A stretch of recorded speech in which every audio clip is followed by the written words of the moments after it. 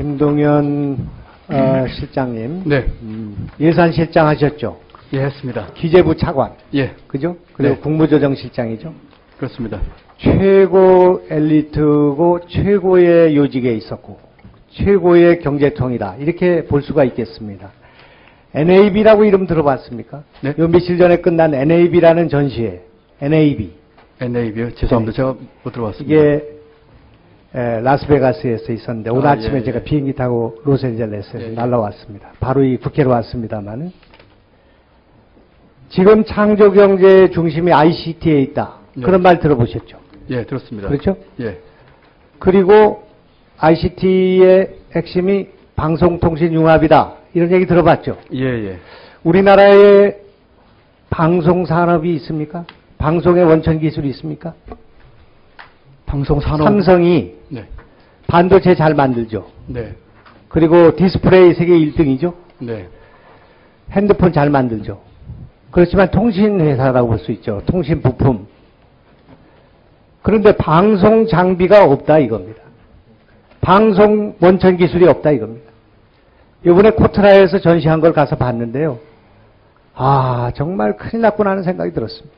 우리는 창조산업 한다고 하는데 방송 기술이 없고 방송 산업이 없습니다. 뭘 갖고 창조산업 한다고 하는 것인가? 우리 IT 강국이죠.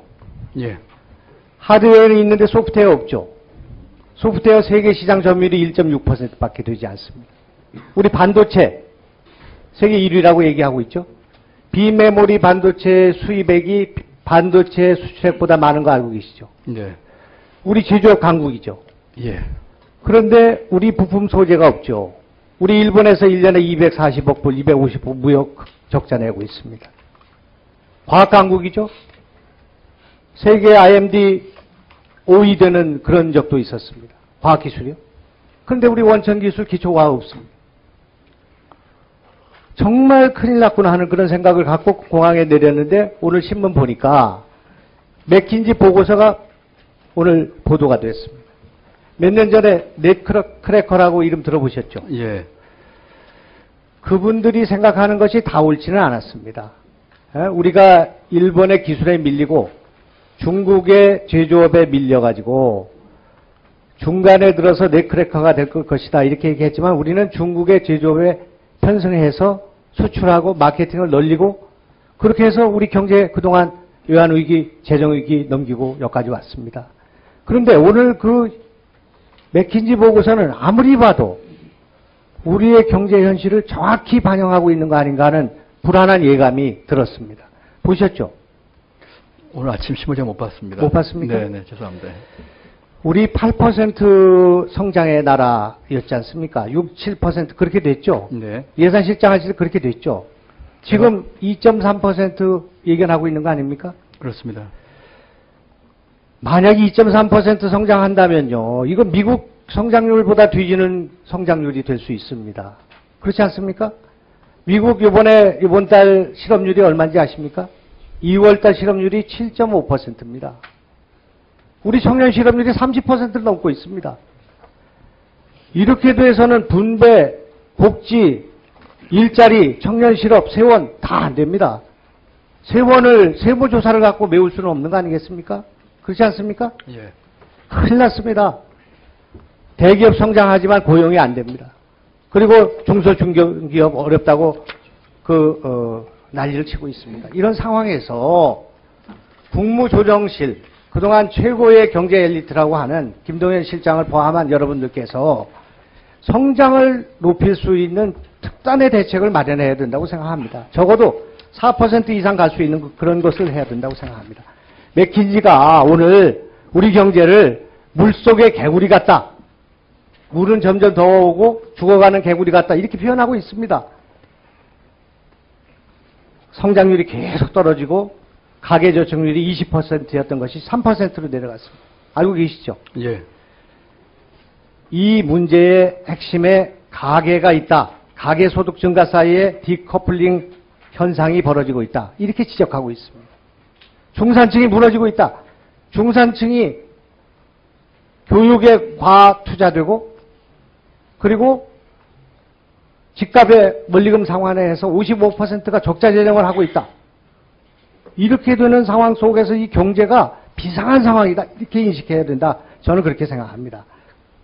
제 말씀에 공감 또 이해되시죠? 예, 충분히. 그렇기 공감합니다. 때문에 예. 지금 자잘한 일을 따질 것이 아니라 경제 성장을 높일 수 있는 방안을 강구해야 된다.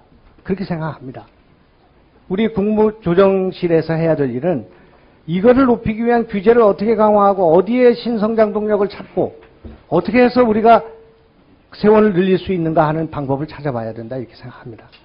최근에 저는 박근혜 대통령께서 잘하시는 일 가운데 대북 문제를 잘하고 있다고 생각합니다. 대북 문제 정말 보수가 집권하고 지금 북한의 태도와 김정은 그 정권이 하는 태도로 볼 때 남북이 극도로 긴장으로 가고 냉전으로 가고 대치 상황으로 갈 수 있는 그런 상황임에도 불구하고 대통령께서 자제력을 잘 발휘하고 있다고 생각합니다. 핵에 대해서 단호한 태도를 가지면서도 동시에 남북한 신뢰 프로세스에 대화의 창구를 열어놓고 가는 거 참 잘하고 있다고 생각합니다. 그렇지 않습니까? 그렇게 예. 생각하시죠? 네, 그렇습니다. 그런데 어떻게 국무총리가 대통령과 엇박자를 내는 말씀을 하실 수가 있습니까? 정의원 총리가 10일 기자간담회에서 대북 대화를 하자는 것은 상황을 악화시킨다는 발언을 했다. 이거 들은 적 있죠? 있습니까? 예, 그거 조금 의원님 말씀 좀 드려도 될까요?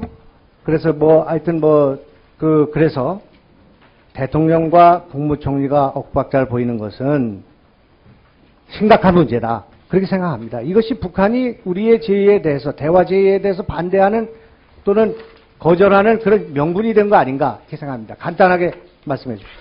총리께서 그 기자 오찬 간담회하시면서 하신 말씀은 조금 그 취지가 제대로 전달 안 된 감이 있어서요. 아까도 잠깐 말씀 올렸습니다만 총리께서는 확고한 안보를 바탕으로 해서 대화의 문은 열려 있다. 이게 이제 전체에 흐르는 이제 그 취지셨는데 중간에 이제 하신 표현 중에서 조금 그런 식으로 좀 보여진 것 같습니다.